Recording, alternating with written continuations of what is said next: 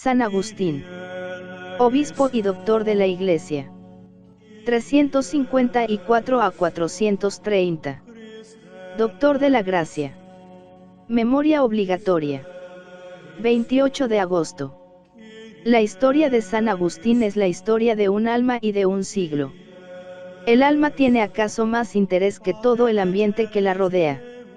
Arrastrada por dos amores, el amor infinito, que la atrae irresistiblemente, y el amor creado, que busca a Dios hasta cuando parece que le huye, nos ofrece el tipo del corazón humano sediento de verdad y felicidad.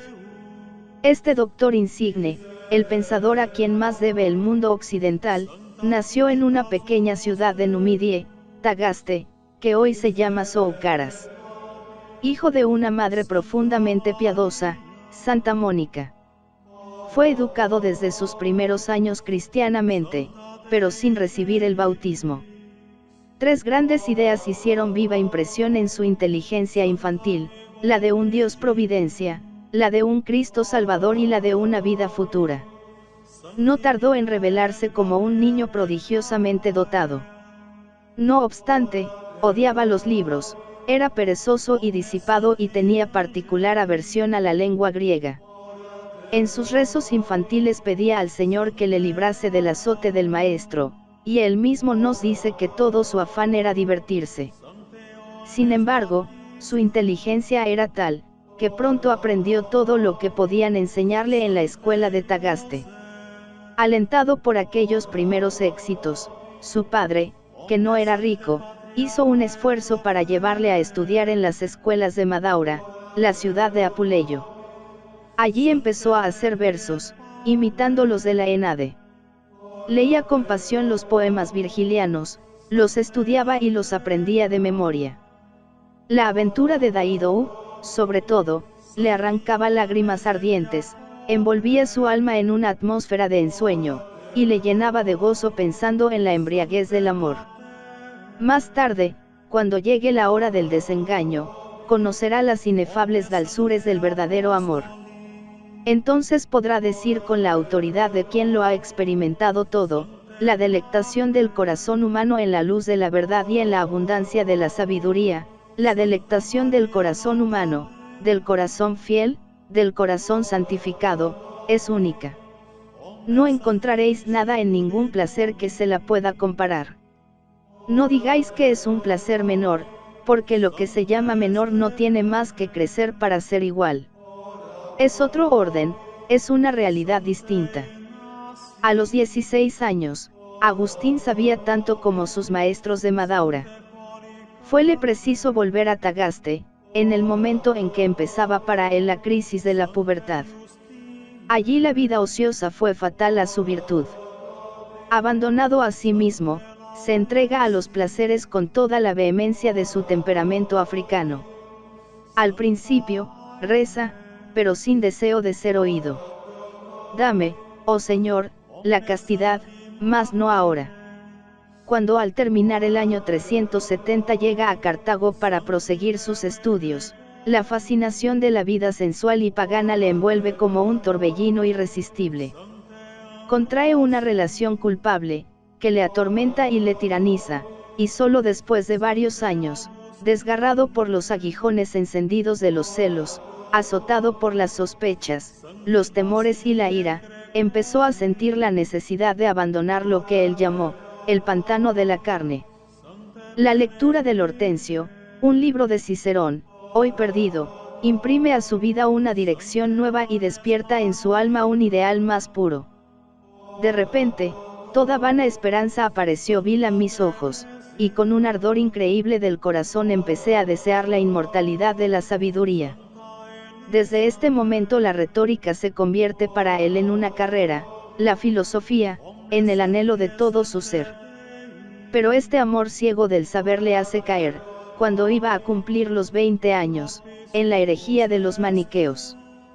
Se deja deslumbrar, por las promesas de una filosofía libre de freno de la fe, que le promete descorrer ante sus ojos el velo de los fenómenos más misteriosos de la naturaleza, y le libra de las contradicciones aparentes de la Sagrada Escritura, y resuelve el problema del mal, que atormenta su espíritu, con la teoría de los dos principios opuestos de la lucha entre la luz y las tinieblas. Precisamente, Agustín era un enamorado de la luz.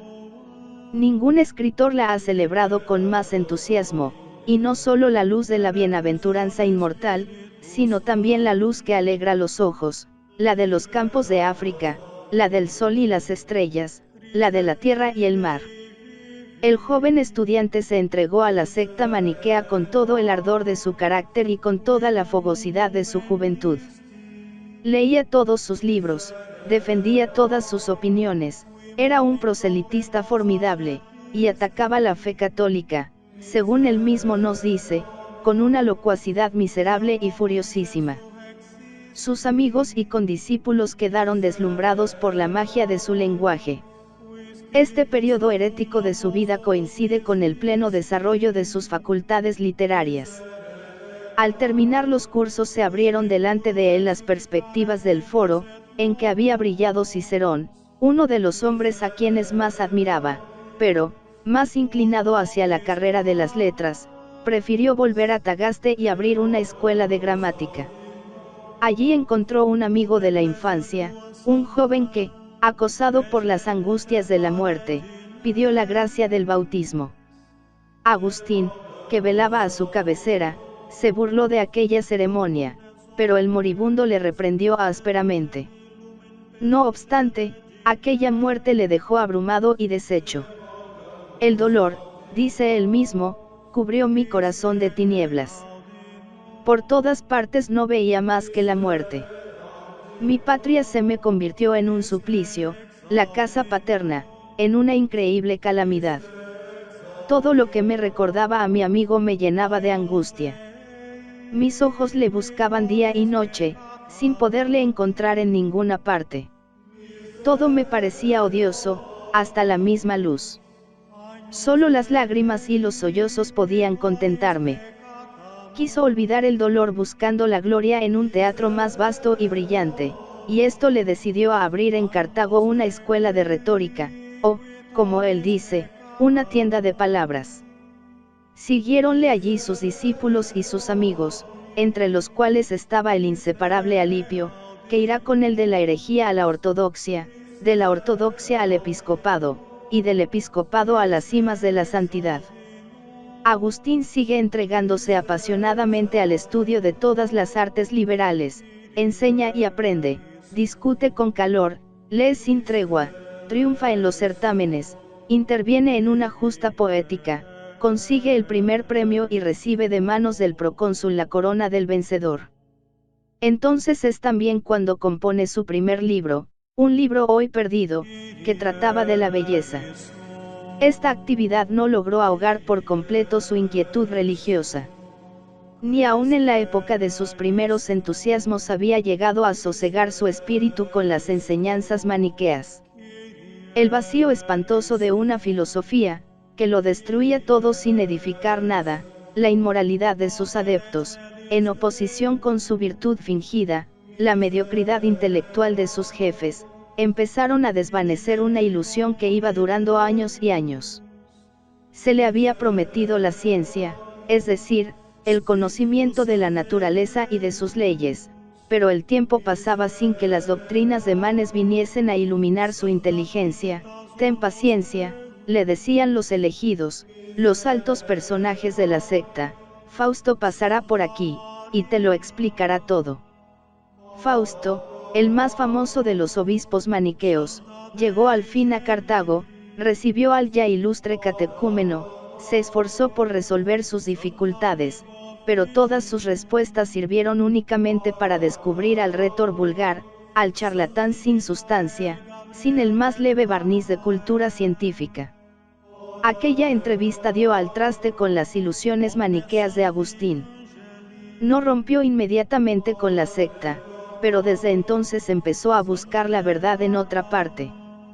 Esta triste experiencia y la insubordinación de los estudiantes de Cartago despertaron en él la idea de buscar en Roma una situación más brillante y discípulos más dignos de su fama. En Roma abrió una cátedra de elocuencia, y no tardó en verse rodeado de una juventud que, si le admiraba y le escuchaba con más respeto que la de África, encontraba toda clase de pretextos para no pagar las lecciones. El joven profesor prefiere asegurar su vida, y consigue que le designen para ocupar una cátedra que había quedado vacante en el municipio de Milán. 2 años de lucha interior le separaban aún del triunfo definitivo. Pasa primero por un periodo de filosofía y de escepticismo sombrío. Se había separado de los maniqueos, pero las escuelas académicas no le ofrecían más que dudas. Se resuelve a permanecer en el catecumenado de la Iglesia Católica aguardando alguna cosa mejor. Entra luego en una fase de entusiasmo neoplatónico. La lectura de las obras de Platón y de Plotino le devuelven la esperanza de encontrar la verdad.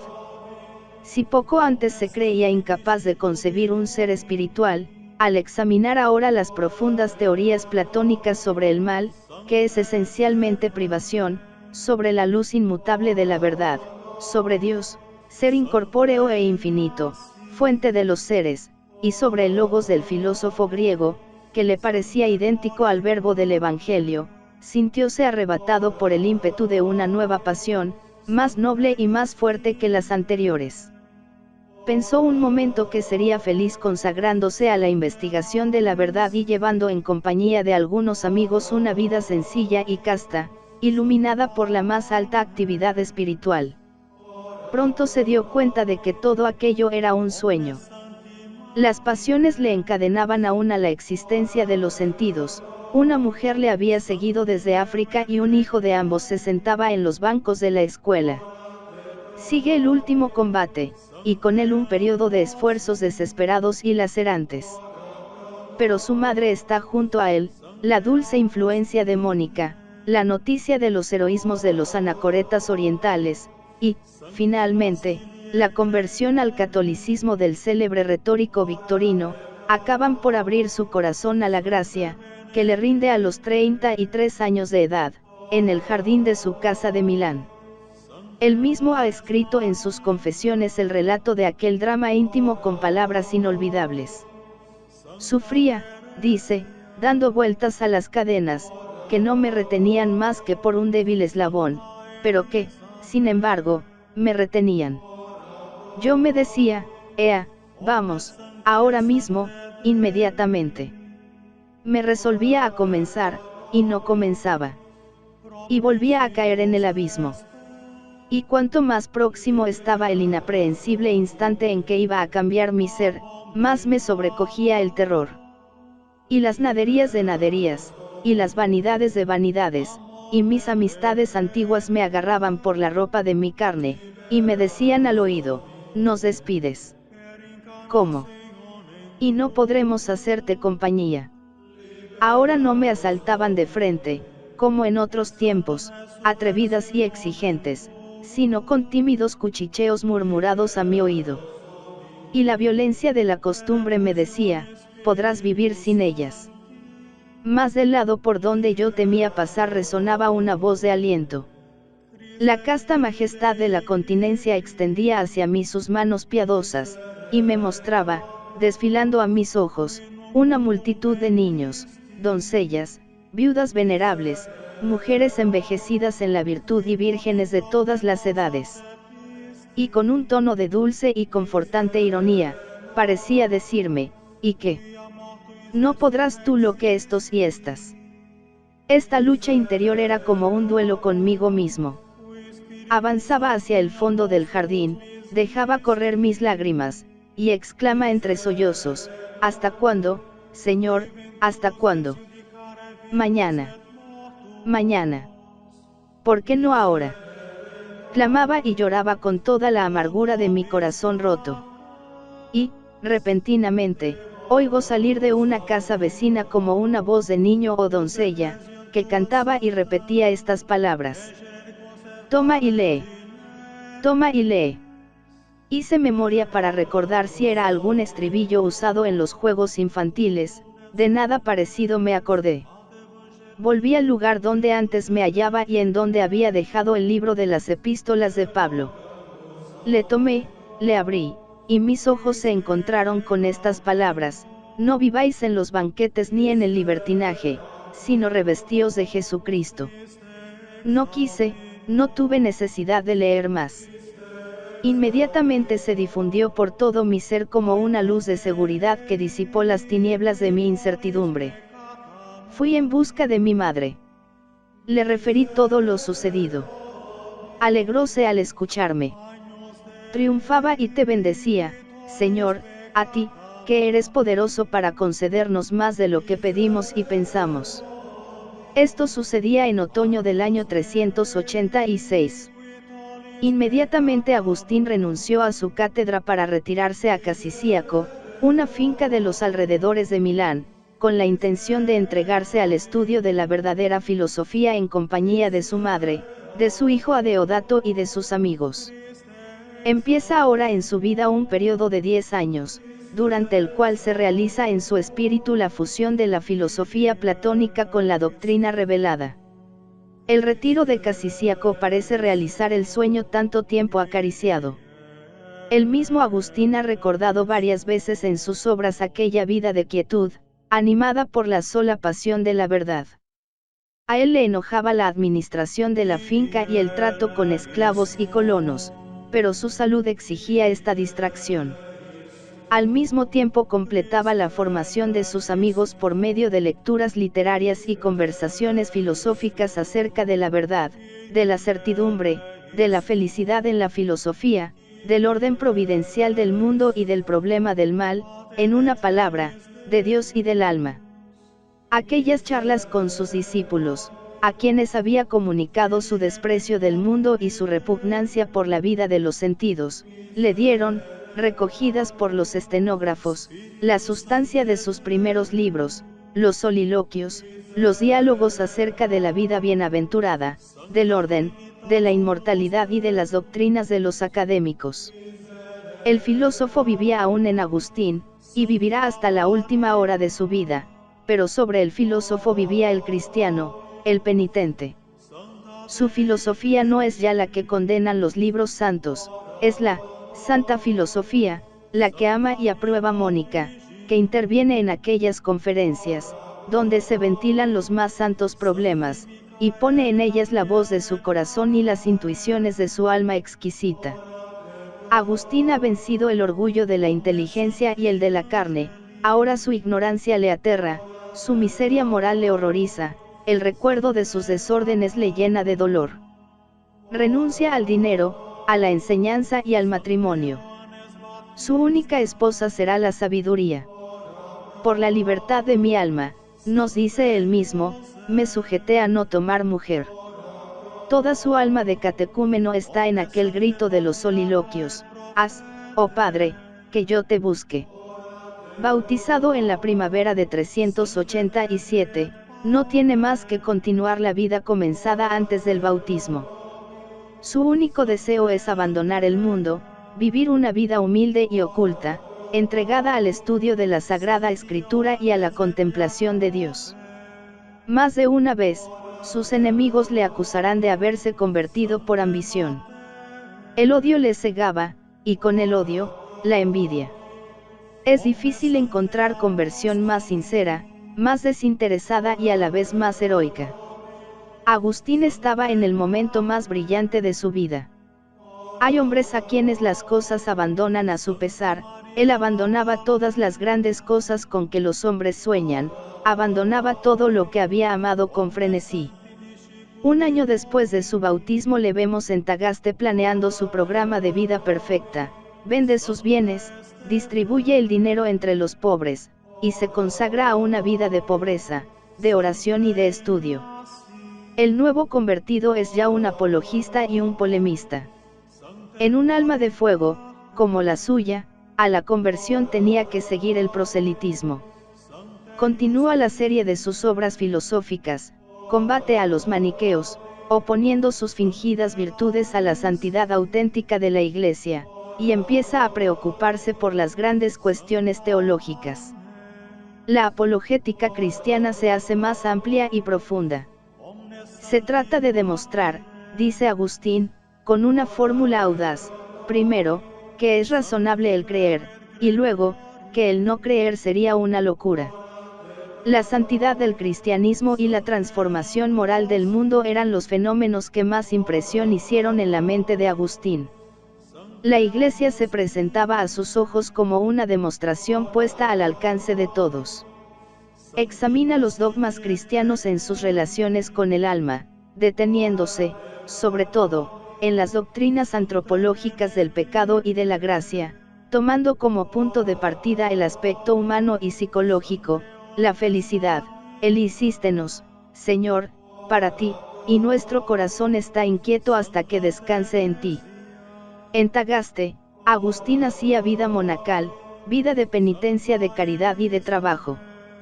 Apenas se atrevía a salir de su celda por temor a que pusiesen sobre sus hombros la carga del episcopado, pero un día tuvo que trasladarse a Hipona, llamado por un amigo, y estaba en la iglesia rezando fervorosamente, cuando el pueblo se echó sobre él y le arrastró a presencia del obispo, pidiendo que se le ordenase de sacerdote. 5 años más tarde, en 396, Agustín tuvo que aceptar el episcopado, también de una manera violenta. La residencia episcopal quedó convertida en monasterio, que fue un semillero de nuevas fundaciones, derramadas por toda el África. Por ella se ha podido considerar a San Agustín como el patriarca de la vida religiosa en su tierra y como el renovador de la vida clerical. Pero fue, sobre todo, el pastor de las almas y el defensor de la verdad. Modelo de obispos, no se desdeñaba de descender a los 1000 detalles de la administración. Las iglesias tenían entonces grandes posesiones, que eran el patrimonio común de los fieles: fincas, tierras, talleres, artesanos, libertos, agricultores, artistas, fundidores, cinceladores y bordadores. Una multitud de trabajadores vivía bajo la vigilancia de Agustín y bajo su cuidado. 1000 alusiones y comparaciones rústicas que se notan en sus sermones prueban que no desconocía nada de cuanto se refiere a la administración de una finca, a la vida de los campesinos y a las diversas tareas de los trabajadores. Los procedimientos de las oficinas, las fórmulas de rentas y contratos, el funcionamiento de las prensas y los molinos le eran tan familiares como las ideas de Platón o los versos de los Salmos. Entre aquellas funciones episcopales, había una, sobre todo, que le repugnaba, era la de escuchar los pleitos y dictar las sentencias. Teodosio acababa de legalizar la competencia jurídica de los obispos en materia civil. El obispo de Hipona tenía su tribunal en el pórtico de la basílica. Diariamente daba audiencia hasta mediodía, y a veces hasta la puesta del sol. En cuanto aparecía, los litigantes se le acercaban tumultuosamente, le rodeaban, le apretujaban, le constreñían a que se ocupase de sus asuntos. Agustín los recibía con toda su bondad, pero al día siguiente les increpaba con palabras como estas del Salterio: apartaos de mí, malvados, y dejadme estudiar los mandamientos de mi Dios. Puedo afirmar por mi alma, añadía, que si mirase mi comodidad personal, me gustaría más ocuparme en el trabajo manual, y disponer del tiempo restante para leer, orar y meditar las escrituras divinas. Pero la mirada del gran doctor se extiende hasta la extremidad del mundo romano y su voz repercute en toda la Iglesia. En Oriente y Occidente, el obispo de Hipona era considerado como el intérprete del Evangelio, como el atleta de la fe.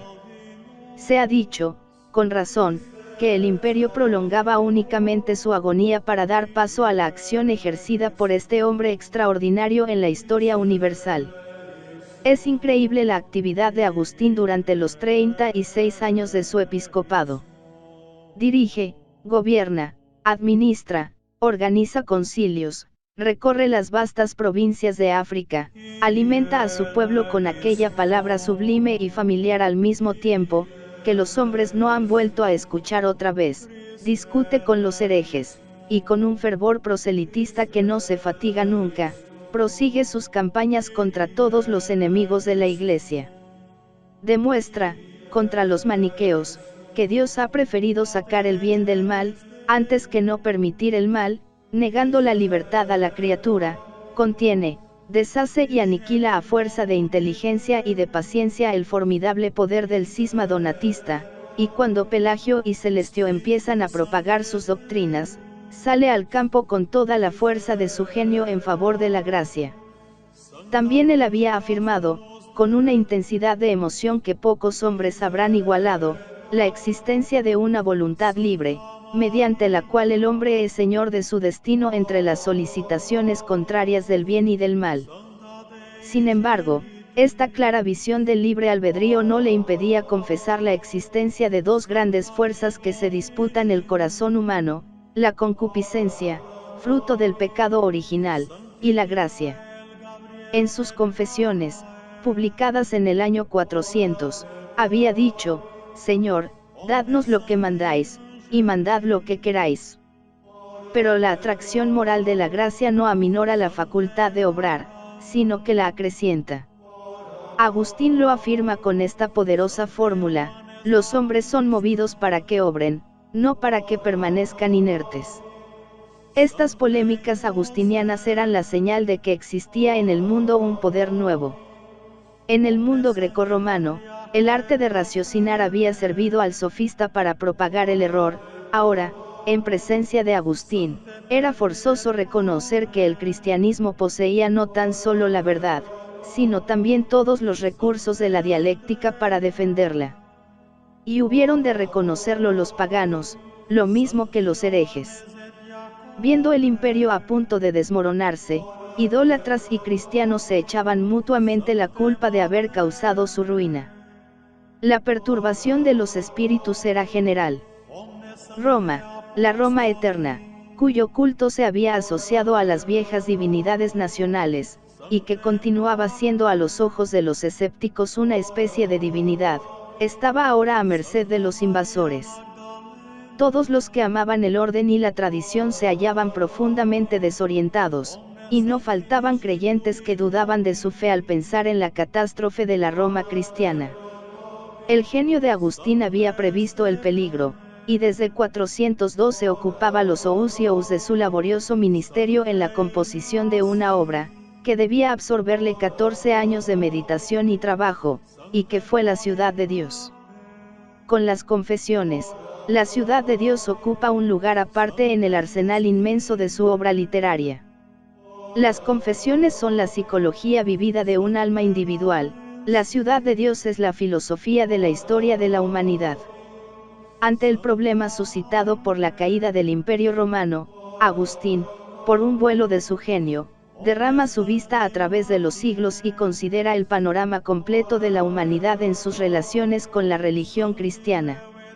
La Ciudad de Dios es para él la sociedad de todos los fieles en todos los tiempos y todos los países. La ciudad terrestre es la sociedad de todos los enemigos de la verdadera religión. La erudición de esta gran obra ha podido envejecer en parte, pero su idea dominante, que es la de trazar un vasto plan de los conflictos de la fe y la incredulidad a través de la historia humana, es siempre de actualidad. En medio de la catástrofe, Agustín continuaba enseñando, discutiendo y escribiendo. Sufría por la ruina de un mundo amado, pero se consolaba pensando que era ciudadano de un imperio inmortal. A su pueblo, que palidecía ante el anuncio del avance de los vándalos, que recorrían el África incendiando y destruyendo ciudades, le decía: es cosa nueva ver que se caen las piedras y que se mueren los hombres. Los que no le comprendían llegaron a acusarle de insensible. Sus últimos días tienen toda la grandeza de los viejos ciudadanos romanos. Genserico ha llegado delante de Hipona, 80.000 vándalos bloquean la ciudad por mar y tierra. Viejo y achacoso, Agustín alienta los ánimos de sus fieles y los excita a la defensa. Habla en el púlpito y en la calle, consuela, dirige y aconseja. Al mes tercero del sitio, agotado por la fatiga, se ve obligado a guardar cama. Hasta esta postrera enfermedad, escribe su discípulo Posidio, no había cesado de predicar al pueblo. 10 días antes de su separación definitiva nos rogó que nadie entrase en su alcoba sino en la hora de visita de los médicos o cuando le llevaban los alimentos. Cumplimos sus deseos, y él empleó todo aquel tiempo en la oración. Conservó hasta el último momento el uso de sus sentidos, y en nuestra presencia, ante nuestros ojos, confundidas nuestras preces con las suyas, se durmió con sus padres. Tenía entonces 76 años. Había muerto, y empezaba a vivir en el mundo con una vida más alta. Después de 15 siglos, sigue viviendo en las familias religiosas que le reconocen por padre, en el culto de la Iglesia, en la piedad cristiana, en todas las almas que le deben el retorno a Dios y la consolidación de la fe, en todas las escuelas filosóficas y teológicas y en todos los horizontes intelectuales descubiertos por su genio. Su obra es inmortal. Ella le coloca entre ese pequeño grupo de hombres superiores, orgullo de la humanidad, que se pueden contar con los dedos de la mano. Se ha dicho que, después de Pablo y Juan, a nadie debe la Iglesia tanto como a él. Desde cualquier aspecto que se le mire, su genio es prodigioso. Unos, sorprendidos por la profundidad y originalidad de sus concepciones, han visto en él el gran sembrador de ideas, otros han alabado la maravillosa armonía de las cualidades superiores de su espíritu, o la universalidad y amplitud de su doctrina, o la riquísima psicología, en que aparecen unidos y combinados el saber y la agudeza de Orígenes, la gracia y la elocuencia de Basilio y el Crisóstomo, las profundas perspectivas científicas de Aristóteles y la dialéctica poderosa de Platón. El filósofo es en él tan profundo como el teólogo, y el teólogo tan admirable como el exegeta. Tal vez nunca se ha unido en un grado tan eminente el talento especulativo helénico con el genio práctico del mundo latino, tal vez nunca se han encontrado en un alma un rigor de lógica tan inflexible con tal ternura de corazón. Lo que le caracteriza es la íntima fusión del más alto intelectualismo con el misticismo más arrebatado. Nadie ha dado más luces al espíritu de los hombres, y nadie ha hecho derramar tantas y tan dulces lágrimas a su corazón. La verdad no es para él únicamente un espectáculo, es algo que hay que poseer necesariamente. La verdad es sangre, es vida eterna e inmutable. La verdad es Dios, no el Dios abstracto, objeto de los pacientes análisis de la escolástica, sino el Dios vivo, bueno y bello, patria del alma. De aquí aquel diálogo conocido de los soliloquios. ¿Qué deseas conocer? Dios y el alma. Nada más. Nada absolutamente. Y en Dios, más que el poder, más que la majestad, contempla Agustín la belleza. Tu belleza me arrebataba hacia ti, escribía en las Confesiones. Ya entonces, añade, yo vi, oh Dios mío, tus bellezas invisibles en las cosas visibles que has sacado de la nada. Este pensamiento le inspira páginas de fuego, que solo en él podemos encontrar. Otro rasgo de Agustín, que nos explica en parte su originalidad y su grandeza, es su penetración psicológica y su facilidad como pintor de las observaciones íntimas. Esto le da su fisonomía propia entre los grandes doctores. Ambrosio examina también el lado práctico de las cuestiones, pero no se eleva tan alto, ni remueve el corazón tan profundamente como aquel retórico de Milán, discípulo suyo, a quien al principio debió de mirar con un poco de desdén. Jerónimo es más exegeta, más erudito y más estilista, pero a pesar de sus ímpetus, es menos penetrante, menos cálido, menos profundo. Atanasio es, ciertamente, tan sutil en el análisis de los dogmas, pero no se apodera del alma como el doctor africano, Orígenes tuvo. En la Iglesia de Oriente una misión de iniciador comparable con la que Agustín desempeñó en Occidente, pero esa influencia, menos pura y menos vasta que la del águila de Hipona, se reduce a la esfera de la inteligencia especulativa. La influencia de Agustín es más universal, porque brota de los dones del corazón y del espíritu. Trasciende los confines de las escuelas, inspira la vida íntima de la Iglesia y penetra en las multitudes, difícilmente accesibles al genio puramente especulativo. Con sus confidencias íntimas ha llegado tan hondo hasta millones de almas, ha pintado con tal exactitud su estado interior, Ha trazado de la confianza una imagen tan viva e irresistible, que lo que él vivió y sintió sigue viviéndose y sintiéndose a través de los siglos, y toda nuestra vida está todavía impregnada de ideas, de sentimientos, de expresiones esencialmente agustinianas.